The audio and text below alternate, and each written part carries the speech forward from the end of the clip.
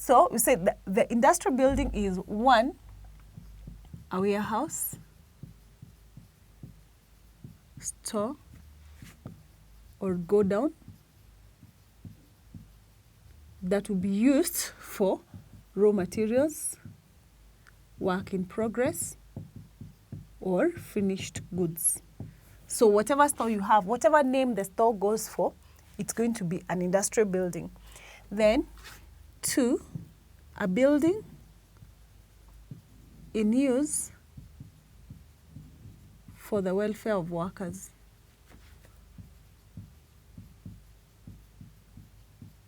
Workers.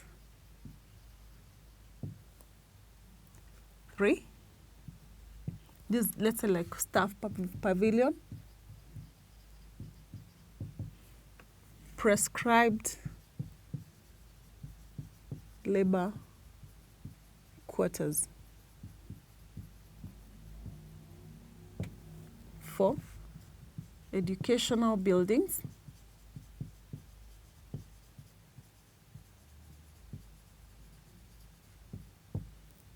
5, rental residential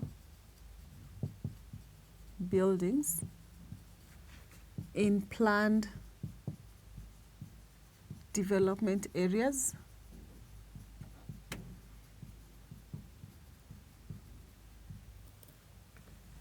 6, commercial buildings. For example, here we have showrooms, offices, shops.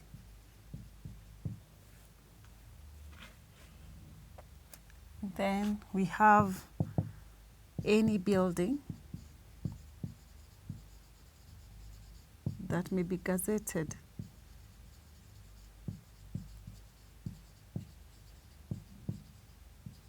by the CS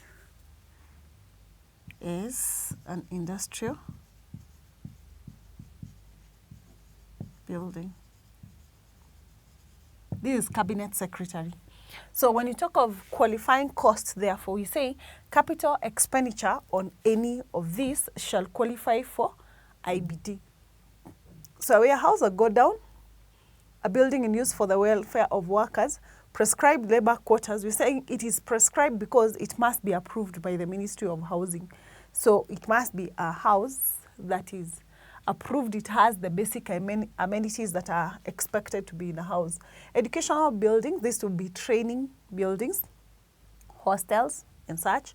Rental residential buildings in planned development areas. These will be areas where you have some approved plans, building plans. Then commercial buildings, for example, showrooms, offices, shops, any building that may be gazetted by the cabinet secretary in charge of treasury as an industrial building. And then we will also have a building in use, by an agricultural contractor. And finally, we have bridges, tunnels,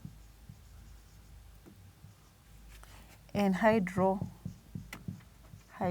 power undertakings. So any capital expenditure on any of these shall qualify for IBD.